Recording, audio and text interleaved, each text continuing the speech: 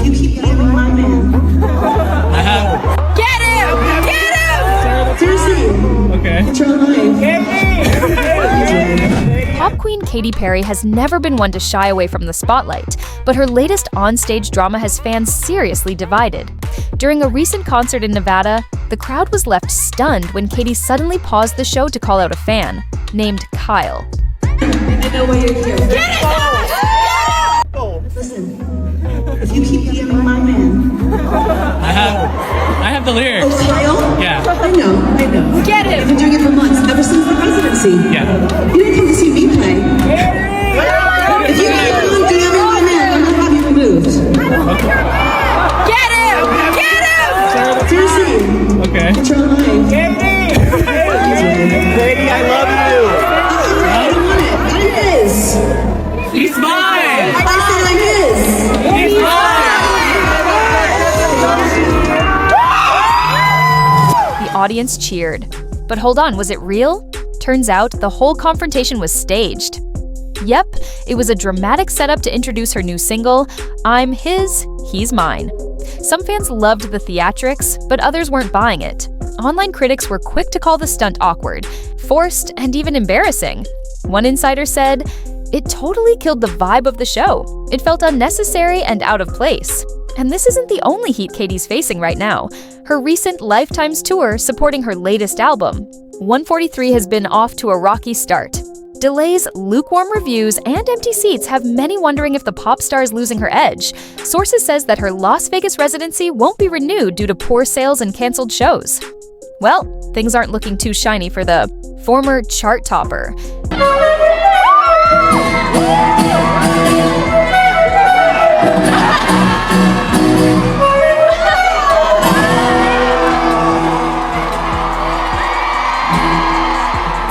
So, was this Kyle moment a clever PR move to stir buzz or a desperate attempt to stay relevant?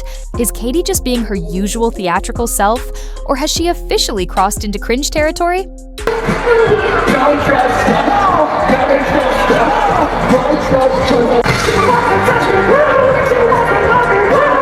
Let's be honest. Katy Perry has always been a little extra, from riding into award shows on a giant mechanical lion to dressing up like a hamburger. At the Met Gala, she's never been one to keep things low-key, and it's not just the onstage Kyle drama we talked about earlier. Let's talk about something way more out there. I'm gonna ace space. I am feeling so grateful, honored to be invited and included in this incredible group of women, and I am talking to myself every day and going, you're brave, you're bold, you're doing this for the next generation to inspire so many different people, but especially young girls to go, I'll go to space in the future. So, Katy Perry went to space. Yeah, that happened. You probably heard something about it, maybe caught a few floating glitter shots on Instagram, or maybe you missed it entirely, which is honestly part of the problem. Because when Katy Perry decided to yeet herself into low orbit on Jeff Bezos' Blue Origin rocket, most people weren't exactly saying, wow, iconic. They were saying, wait, why is she in space? And that, my friends, is where this wild, cringy saga begins.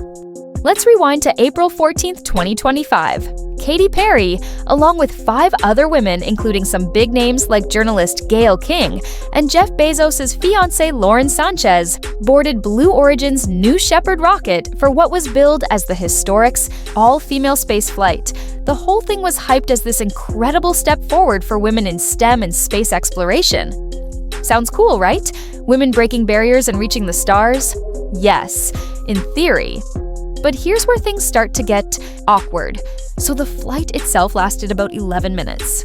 Out of that, only about 4 minutes were spent in actual weightlessness, which means most of the flight was just rocket going up and coming down. The bulk of the journey was basically a high-speed elevator ride with a view. She sang "What a Wonderful World" by Louis Armstrong. That's right, a live performance in space on a spaceship. Which, I mean, sounds adorable on paper. Now, what did Katy do during this brief window of zero gravity? Is kind of cringy. Imagine this. The whole point of going to space is to witness this vast, humbling expanse. And here's Katy belting out a classic song like, She's on a late-night talk show stage. The juxtaposition was weirdly out of place. It almost felt staged, like a cheesy music video shoot. Then, after safely landing back on Earth, Katy did what some described as the most cringe-worthy moment of the whole event. She knelt down and kissed the ground. Yup, kissed the dirt like it was some sacred altar. I get it. It's a symbolic gesture meant to show gratitude for being back on our planet. But honestly, it looked more like an overdramatic scene from a low-budget movie than a genuine display of awe. Social media exploded with memes and jokes about this. People called it the ultimate cringe, trying too hard, and a bit much for an 11-minute flight. If you think that was all, hold on. The Cringe Fest doesn't stop at theatrics. Let's talk about the environmental impact. Because, yes, space tourism isn't exactly eco-friendly.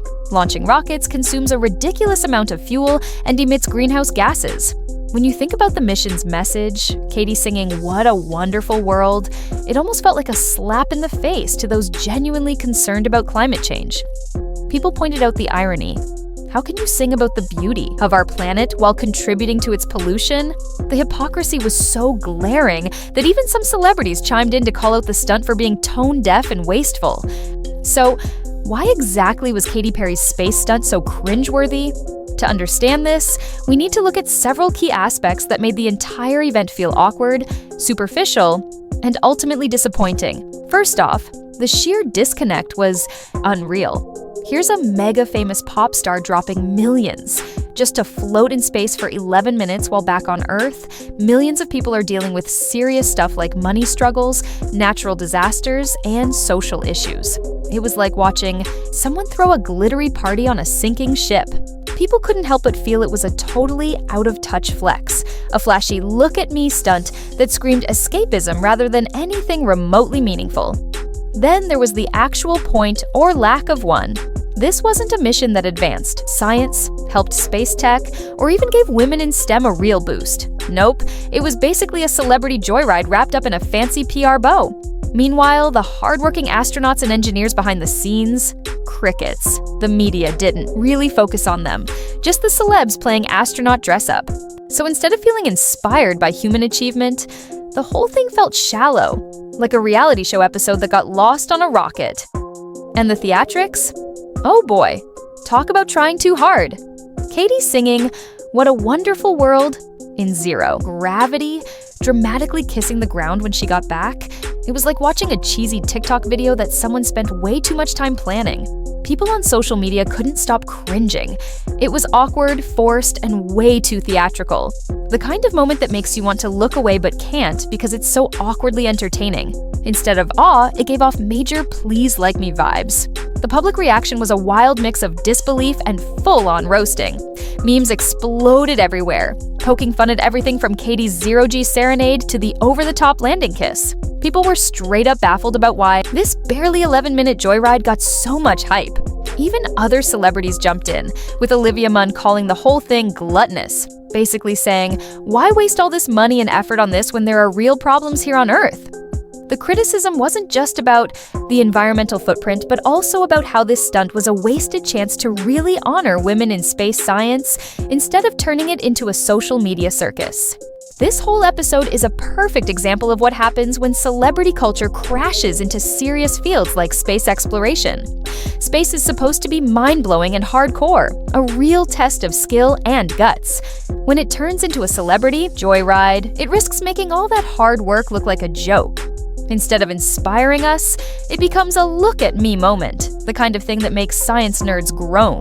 And honestly, it's not the first time space got hijacked for celebrity hype, but this stunt became the poster child for how things can go sideways when fame meets science without any real purpose. So what can we take away from this cringe fest? First, real progress takes real respect. You can't replace years of sweat and training with a few Instagram clips. Second, if you're going to be symbolic, at least be authentic. Singing in space might look cute on your feed, but if it's just for show, it's embarrassing rather than inspiring. People want sincerity, not a performance. And lastly, these big moments have to be socially aware. If you ignore the bigger picture and just flash your bling, prepare for backlash. All said and done, Katy Perry's space stunt was a spectacular cringe moment. It was flashy, awkward, and honestly a bit tone-deaf. It missed the chance to be something truly inspiring, and instead gave us a weird mix of, "What did I just watch?" and "Please stop." Rather than a breakthrough for women in space, it ended up a cautionary tale about how celebrity vanity can totally hijack something serious. Maybe someday we'll get a space mission that genuinely celebrates women in science and exploration, one that's actually awe-inspiring and not just a viral awkwardness contest. Until then, we can all look back at Katy Perry's 11 minutes above the Earth as a glorious cringe fest perfect for memes, eye rolls, and a good laugh.